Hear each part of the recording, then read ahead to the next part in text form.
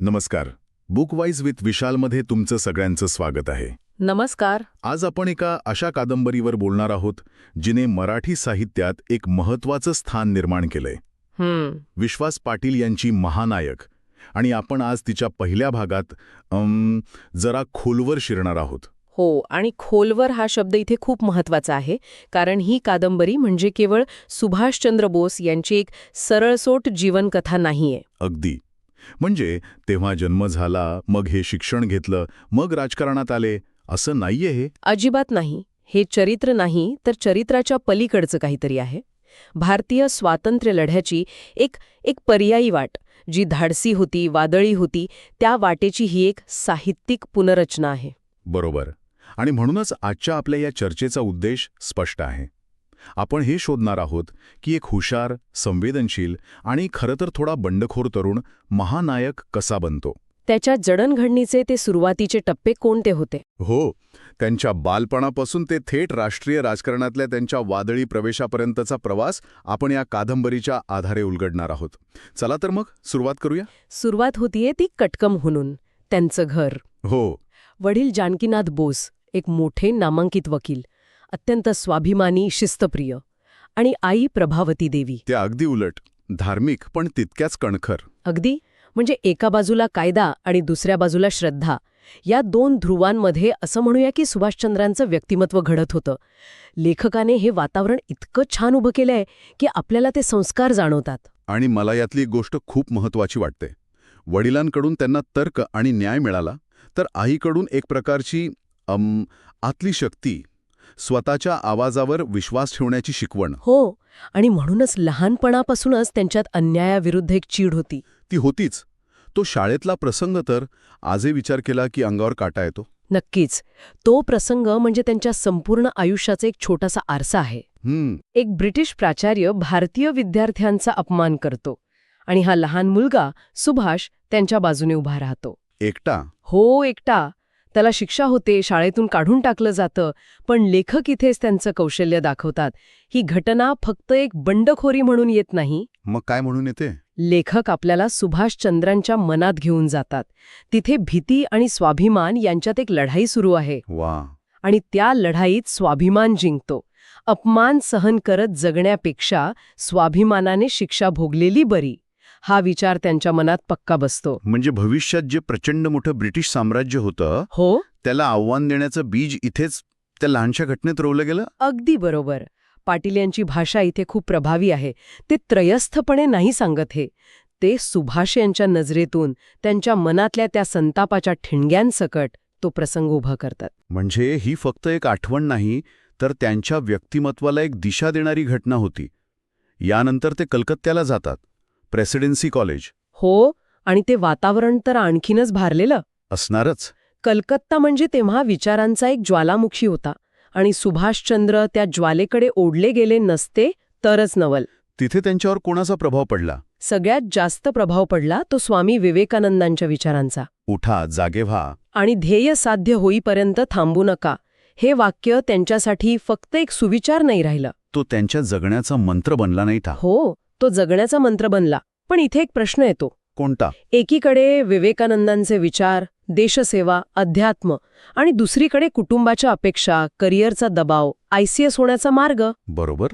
या दोन्ही गोष्टींचा मेळ त्यांनी कसा घातला असेल? कादंबरी याबद्दल काही आहे का? तुम्ही अगदी अचूक दबकलाय. कादंबरी याच अंतर्गत संघर्षावर खूप भर देते. लेखक हेच दाखवतात की सुभाषचंद्र एका रात्रीत क्रांतिकारक बनले नाहीत.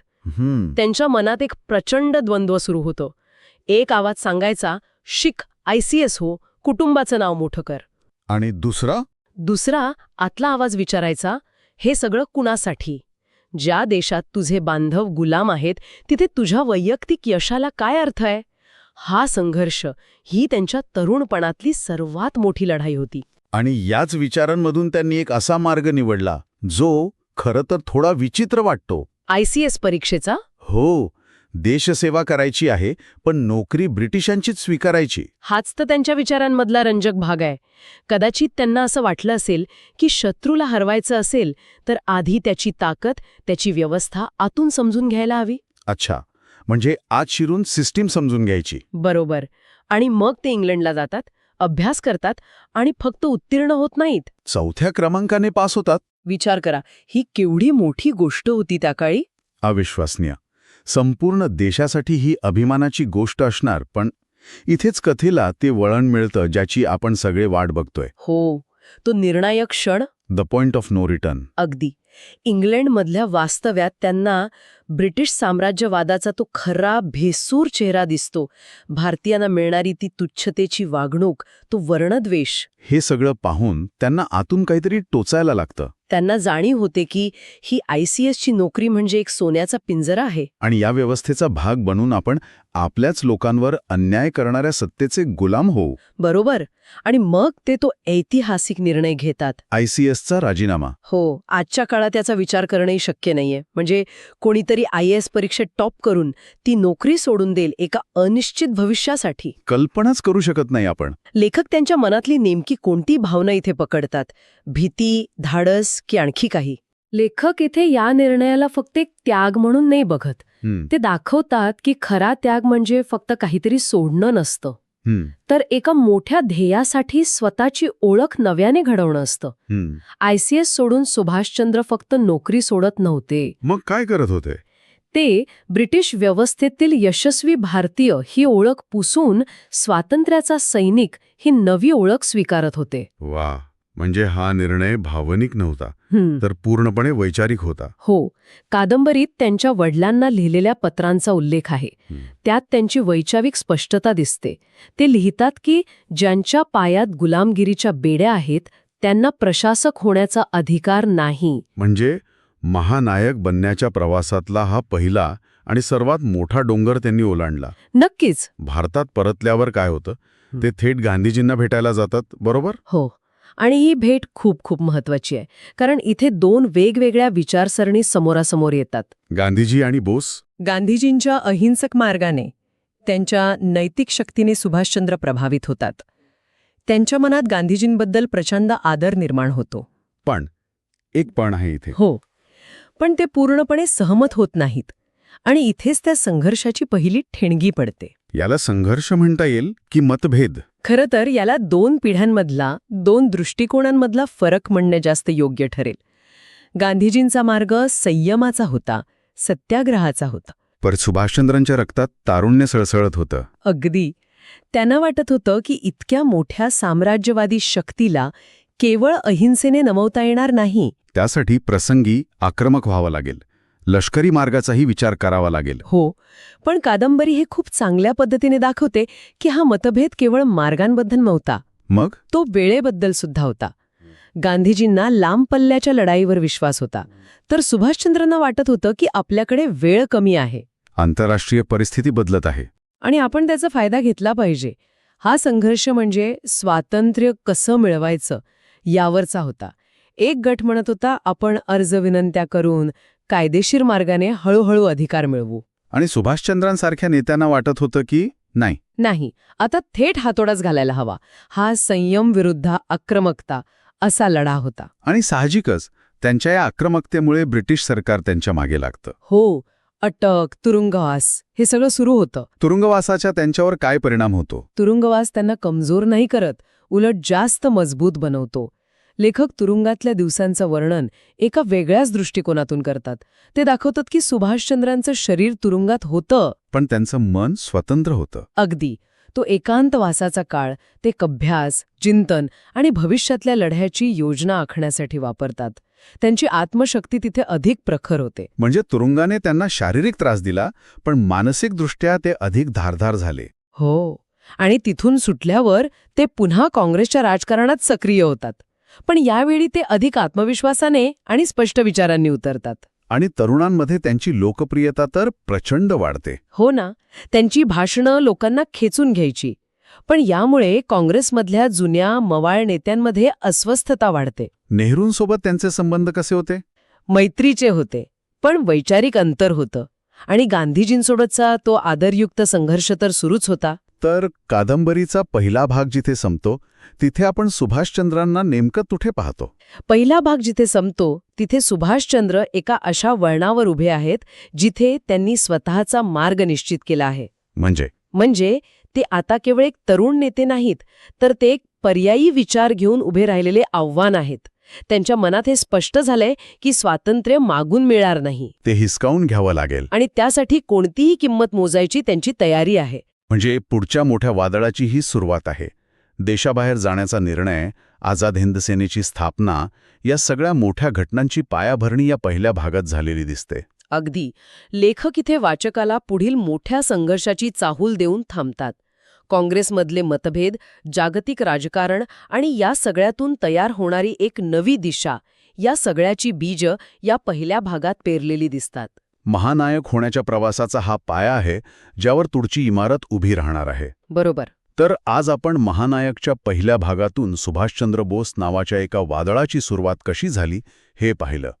एका स्वाभिमानी मुलापासून ते एका दृढनिश्चयी राष्ट्रीय नेत्यापर्यंतचा हा प्रवास, ज्याने पुढे देशाच्या इतिहासाला एक वेगळंच वळण दिलं. हो. या संपूर्ण चर्चेतून एक विचार मनात राहतो. कोणता? कादंबरीत ICSचा राजीनामा हा एक निर्णायक क्षण आहे.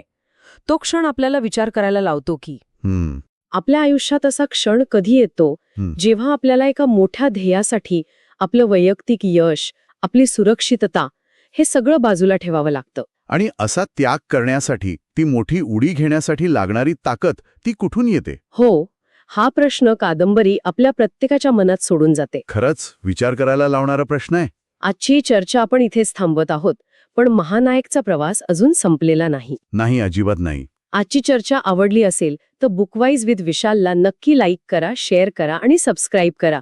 पुढच्या भागात आपण या कादंबरीच्या दुसऱ्या टप्प्यावर बोलू, जिथे हा संघर्ष अधिक तीव्र आणि जागतिक पातळीवरचा होतो. तोपर्यंत पुन्हा भेटूया. विश्वास पाटील यांच्या महानायक कादंबरीवरच्या आपल्या चर्चेचा हा दुसरा भाग. हो.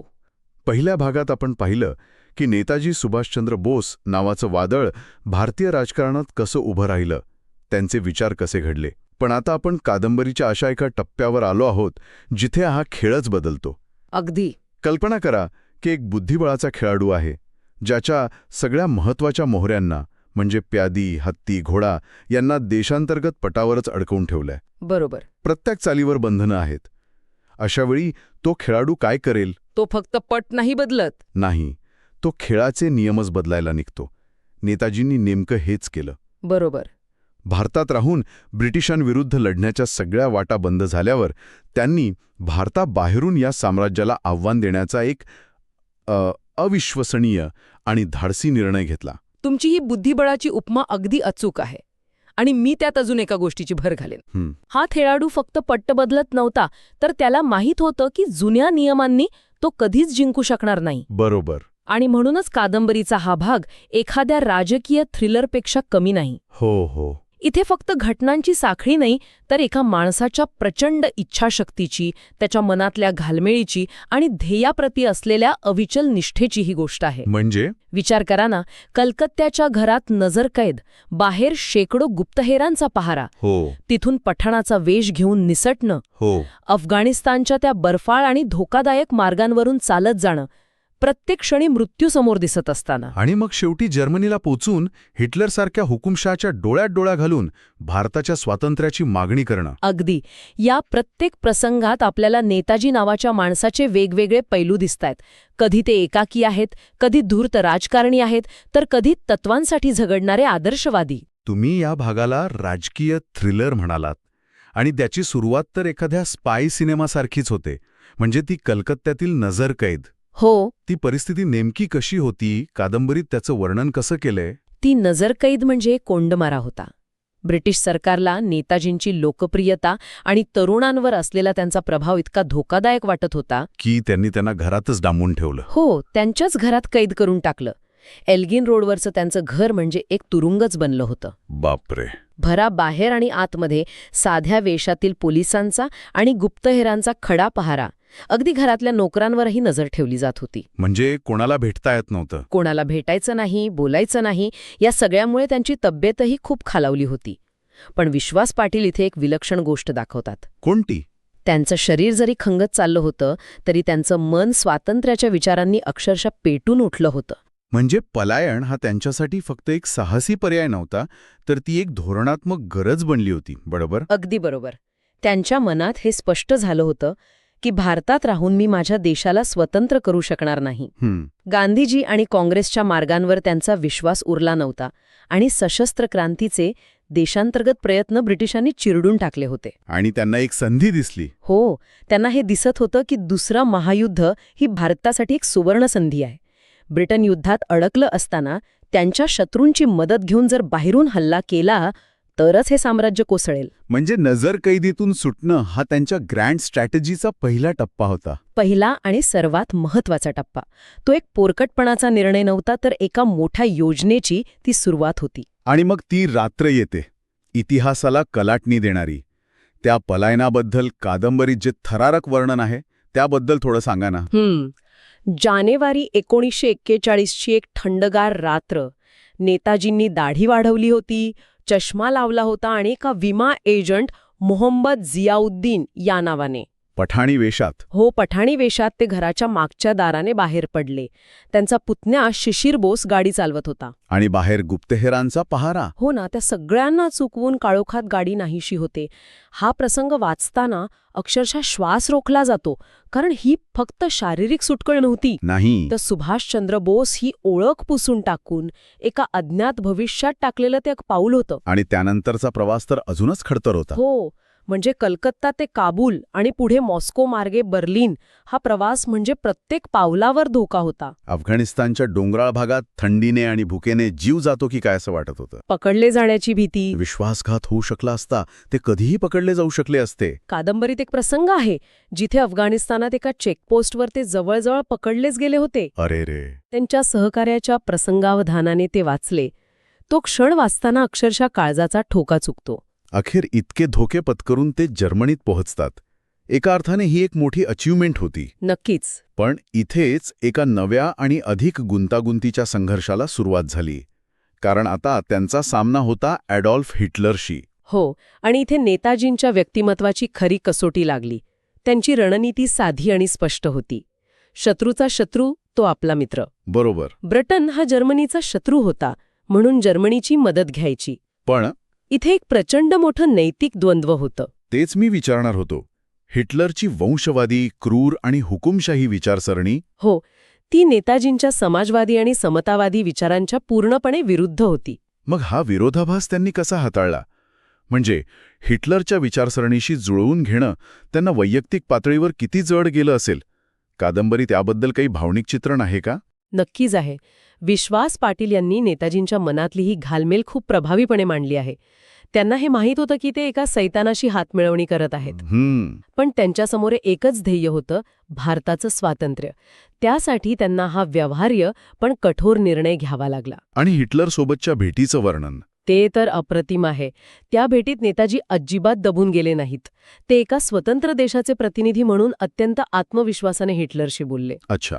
त्यांनी हिटलरने त्याच्या माइन काम्फ या पुस्तकात भारतीयांबद्दल लिहिलेल्या अपमानास्पद उल्लेखांवर थेट आक्षेप घेतला. वाह. जरी या भेटीतून ठोस लष्करी मदत मिळाली नाही, तरी यातून एक मोठा धोरणात्मक संदेश गेला. काय संदेश होता तो? नेताजींनी हे दाखवून दिलं की भारत आता केवळ ब्रिटिशांची वसाहत नाही, तर एक स्वतंत्र खेळाडू आहे जो जागतिक महासत्तांशी थेट वाटाघाटी करू शकतो. या एका घटनेने भारताच्या स्वातंत्र्य लढ्याला एका वेगळ्याच आंतरराष्ट्रीय पातळीवर नेऊन ठेवलं. पण फक्त एका भेटीने किंवा वाटाघाटीने तर काही होणार नव्हतं. जर्मनीमध्ये राहून त्यांनी प्रत्यक्ष स्वातंत्र्याच्या लढ्यासाठी काय पायाभरणी केली? त्यांनी 2 अत्यंत महत्त्वाच्या गोष्टी केल्या. पहिली म्हणजे फ्री इंडिया सेंटरची स्थापना.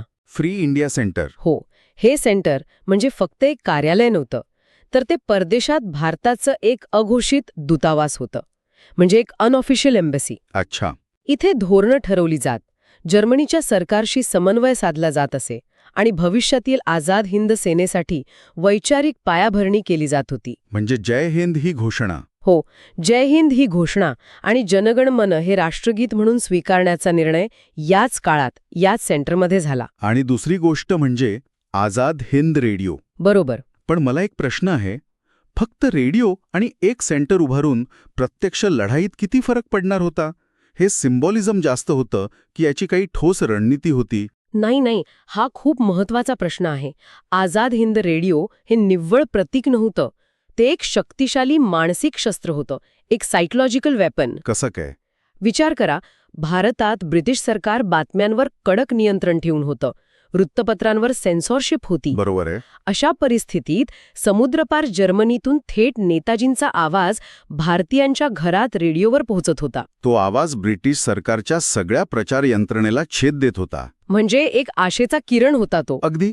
तो भारतीयांना सांगत होता की तुम्ही एकटे नाही, बाहेरून तुमच्या स्वातंत्र्यासाठी एक मोठी शक्ती उभी राहत आहे. तुम मुझे खून दो, मैं तुम्हें आजादी दूंगा, हे अजरामर वाक्य याच रेडिओ भाषणांमधून लोकांपर्यंत पोचलं. आणि या शब्दांनी लाखो भारतीयांच्या मनात आशेची आणि संघर्षाची एक नवी ज्योत पेटवली. बरोबर. आणि याच काळात त्यांनी सैन्याची उभारणीही सुरू केली होती. बरोबर? हो. जर्मनी आणि इटलीने उत्तर आफ्रिकेत पकडलेल्या हजारो भारतीय युद्धकैद्यांना भेटून नेताजींनी त्यांना देशासाठी लढण्याचं आवाहन केलं. हे तेच सैनिक होते जे ब्रिटिशांसाठी लढत होते. हो. हे सैनिक ब्रिटिशांच्या सैन्यात राहून जर्मनी विरुद्ध लढत होते. त्यांच्या मनात प्रचंड संभ्रम होता. मग नेताजींनी त्यांना काय सांगितलं? नेताजींनी त्यांच्यासमोर एक नवीन विचार ठेवला. तुम्ही भाडोत्री सैनिक नाहीत, तर भारत मातेचे सुपुत्र आहात. तुमचं पहिलं कर्तव्य देशाप्रती आहे, ब्रिटिशांप्रती नाही. आणि त्याचा परिणाम झाला? त्यांच्या प्रभावी व्यक्तिमत्वाने आणि विचारांनी भारावून जाऊन हजारो सैनिकांनी आझाद हिंद लष्करात म्हणजेच इंडियन लीजनमध्ये सामील होण्याचा निर्णय घेतला. म्हणजे शत्रूच्या कैदेत असलेल्या सैनिकांना स्वातंत्र्याच्या सैनिकांमध्ये बदलून टाकणं? हो. ही नेताजींची एक मोठी मानसिक आणि धोरणात्मक कामगिरी होती. एका क्षणी वाटतं की जर्मनीमध्ये सगळं जुळून आलंय. रेडिओ, सैन्य, एक राजकीय केंद्र. हो. मग अचानक जर्मनी ते जपान हा इतका मोठा आणि धोकादायक निर्णय का घेतला गेला? कोणत्या गोष्टीमुळे त्यांना हा बदल गरजेचा वाटला? यामागे नेताजींची दूरदृष्टी आणि बदलत्या जागतिक परिस्थितीचं अचूक वाचन होतं. त्यांच्या लक्षात आलं की जर्मनी युरोपमध्येच अडकून पडला आहे. तिथून भारतावर हल्ला करणं भौगोलिकदृष्ट्या जवळजवळ अशक्य होतं. आणि त्याचवेळी पूर्वेकडे? हो. त्याचवेळी पूर्वेकडे जपानने ब्रिटिश साम्राज्याला मोठे धक्के द्यायला सुरुवात केली होती. जपानने पर्ल हार्बरवर हल्ला केला होता. सिंगापोर, मलेशिया, बर्मासारखे ब्रिटिश बालेकिल्ले एकापाठोपाठ एक जिंकले होते. म्हणजे युद्धाचं केंद्र बदलत होतं. अगदी. लाखो भारतीय सैनिक आणि नागरिक आता जपानच्या ताब्यात असलेल्या प्रदेशात होते. नेताजींना हे स्पष्ट दिसलं की भारताच्या स्वातंत्र्याची लढाई युरोपातून नाही, तर पूर्व आशियाच्या सीमेवरूनच लढावी लागेल. आणि म्हणून त्यांनी जपानला जायचं ठरवलं. हो. त्यामुळे जर्मनीपेक्षा जपान हे भौगोलिक आणि लष्करीदृष्ट्या अधिक सोयीचं केंद्र बनलं होतं. पण जर्मनीतून जपानला जाणं म्हणजे सरळ मृत्यूला आमंत्रण देण्यासारखं होतं. तो प्रवास कसा होता? कादंबरीत हा अध्याय कसा रंगवला आहे? तो प्रवास म्हणजे महानायकमधील सर्वात थरारक आणि अविश्वसनीय अध्यायांपैकी एक आहे. 90 दिवसांचा प्रवास होता तो. हो. 90 दिवसांचा, हजारो किलोमीटरचा प्रवास. तोही एका पाणबुडीतून.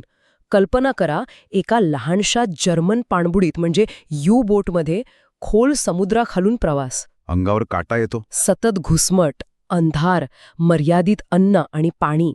आणि सर्वात मोठा धोका होता शत्रूच्या जहाजांचा आणि विमानांचा. कधीही हल्ला होऊ शकला असता. कधीही हल्ला होऊ शकतो आणि समुद्राच्या तळाशी तुमची जलसमाधी होऊ शकते. या प्रवासात नेताजी पूर्णपणे जगापासून तुटले होते. म्हणजे हा फक्त शारीरिक प्रवास नव्हता? अजिबात नाही.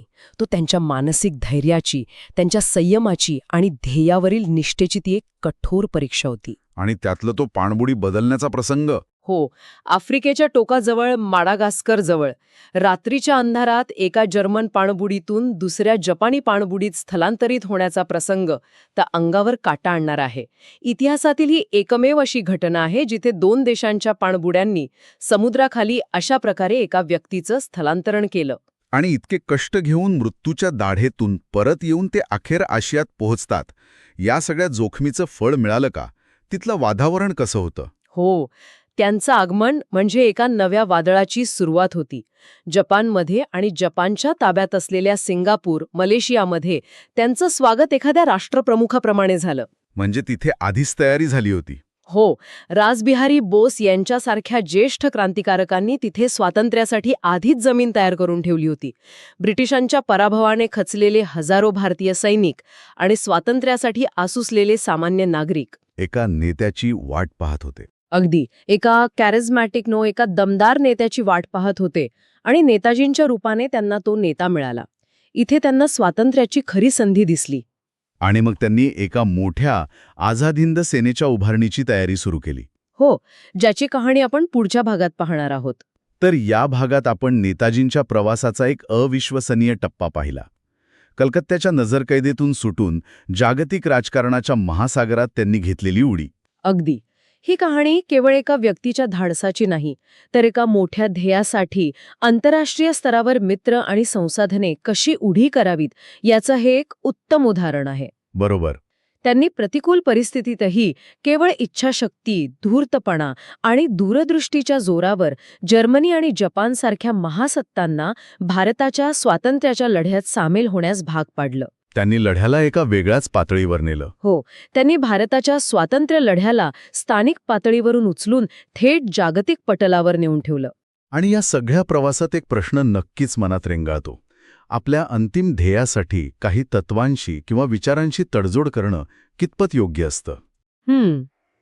नेताजींनी नाझी जर्मनीची मदत घेतली, पण त्यांची विचारसरणी कधी स्वीकारली नाही. ध्येय आणि साधन यांच्यातील हे नातं किती गुंतागुंतीचं असू शकतं, हा विचार करायला लावणारा हा भाग आहे. पुढच्या आणि शेवटच्या भागात आपण पाहणार आहोत की नेताजींनी पूर्व एशियात आझाद हिंद सेनेची उभारणी कशी केली, आझाद हिंद सरकार कसं स्थापन केलं आणि चलो दिल्लीचा नारा देत ब्रिटिशांविरुद्ध प्रत्यक्ष लढाई कशी सुरू केली. तो या महानायकाच्या आयुष्यातील सर्वात नाट्यमय आणि निर्णायक टप्पा असणार आहे. नक्कीच.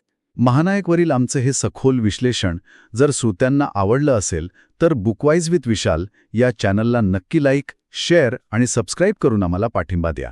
भेटूया पुढच्या भागात. नमस्कार. विश्वास पाटील यांच्या महानायक या कादंबरीवरच्या आपल्या चर्चेच्या तिसऱ्या आणि अंतिम टप्प्यात आपलं स्वागत आहे. नमस्कार. मागच्या 2 भागांमध्ये आपण नेताजींचा उदय, त्यांची काँग्रेसमधली वाटचाल आणि मग भारतातून ते कसं धाडसाने निसटले इथपर्यंतचा प्रवास पाहिला. हो, आणि आझाद हिंद सेनेची स्थापना कशी झाली हेही पाहिलं. बरोबर.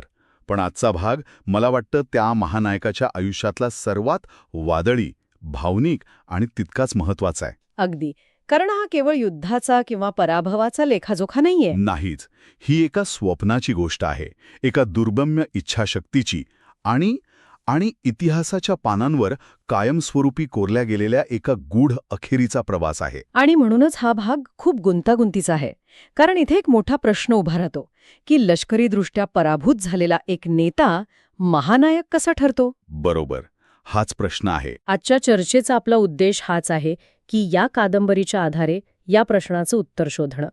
लेखक विश्वास पाटील नेताजींना फक्त एक सेनापती म्हणून दाखवत नाहीत, नाही तर एक असं व्यक्तिमत्व म्हणून सादर करतात जे एकाच वेळी हजारो सैनिकांना प्रेरणा देत होतं आणि त्याचवेळी आतून प्रचंड एकाकी होतं. अगदी. म्हणजे आज आपण बघणार आहोत की सिंगापूरमध्ये जे आझाद हिंद सरकार स्थापन झालं ते प्रत्यक्षात चालत कसं होतं.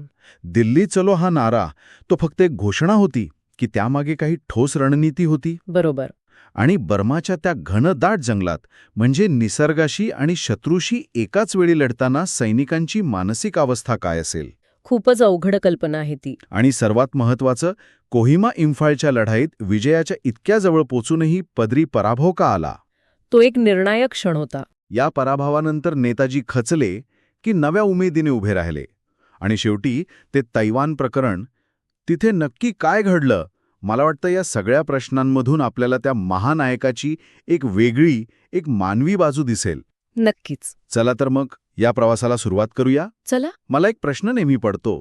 सिंगापूरमध्ये बसून आझाद हिंद सरकार स्थापन करणं, त्या काळात अनेकांनी याला फक्त एक प्रतिकात्मक पाऊल मानलं असेल, एक प्रोपागंडा. हो, शक्यता आहे. पण कादंबरी वाचताना असं वाटतं की हे त्यापेक्षा खूप खूप जास्त होतं. नक्की काय वेगळं होतं या सरकारमध्ये. खूप महत्वाचा मुद्दा आहे हा. कारण हेच या सरकारच्या यशाचं गमक होतं. ते फक्त कागदावरचं सरकार नव्हतं. अच्छा. तुम्ही विचार करा, एका परक्या भूमीवर तुम्ही स्वतःचं सरकार उभं करताय. त्याला स्वतःचं चलन आहे. खरं चलन. हो, खरं चलन.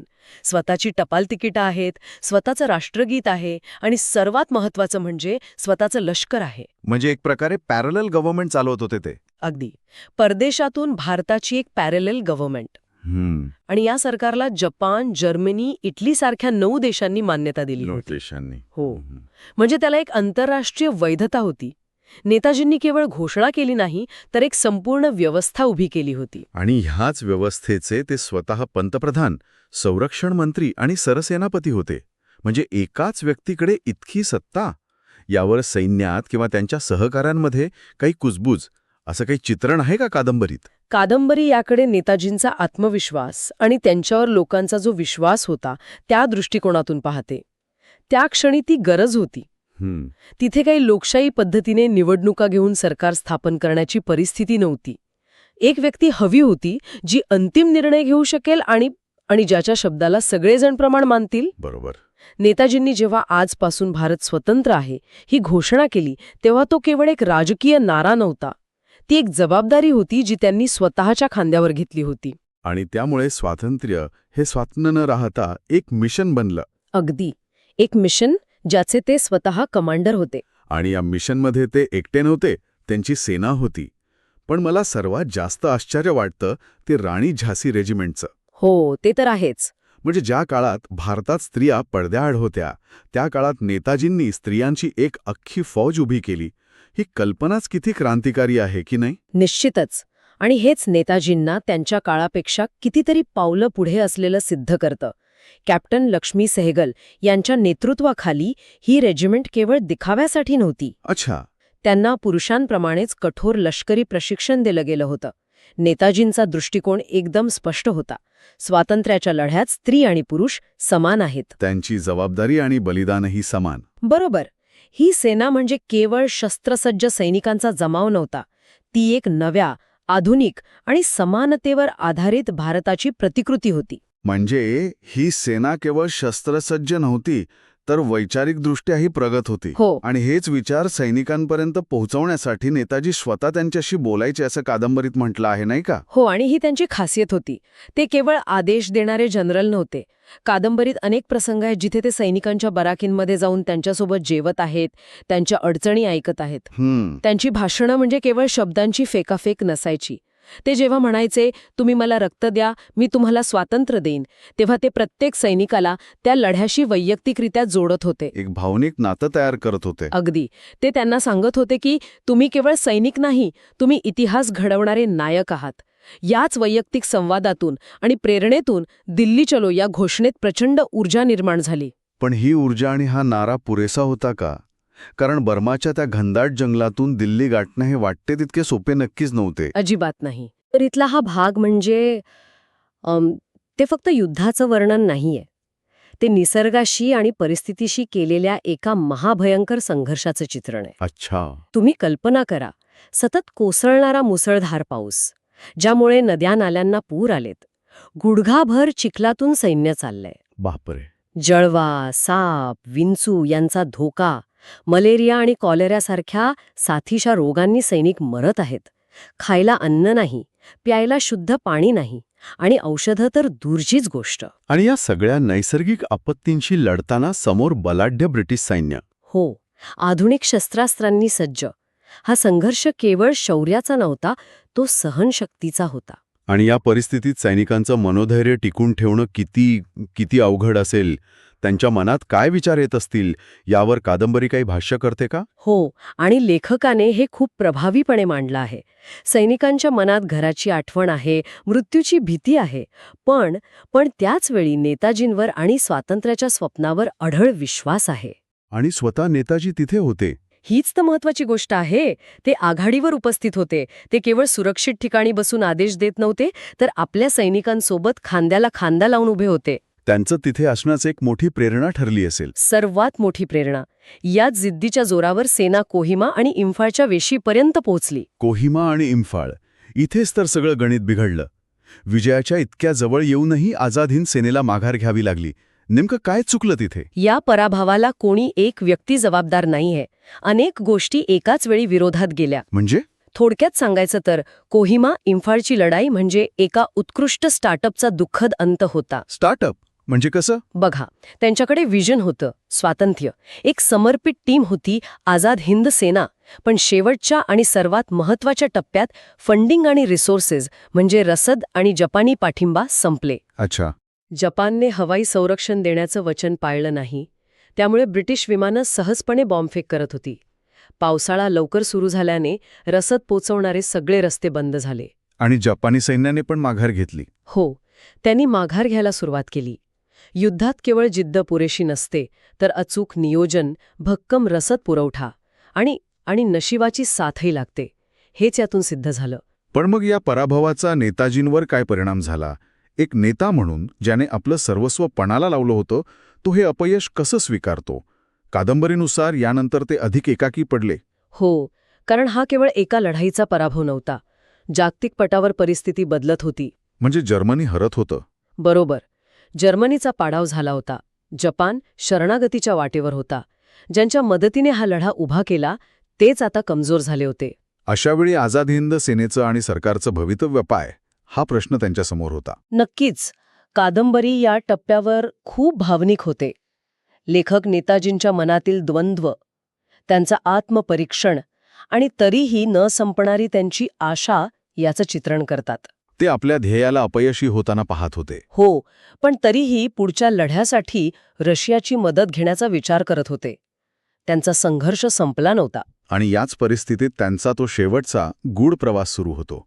तैवानमधील विमान अपघातात त्यांचा मृत्यू झाल्याचं सांगितलं जातं, पण त्यावर आजही शंका घेतली जाते. हो, हा खूप वादग्रस्त विषय आहे. कादंबरी यावर काय भूमिका घेते? ती काही निश्चित उत्तर देते का? नाही, आणि इथेच लेखकाची प्रतिभा दिसून येते. विश्वास पाटील कोणताही ठाम निष्कर्ष देत नाहीत. अच्छा.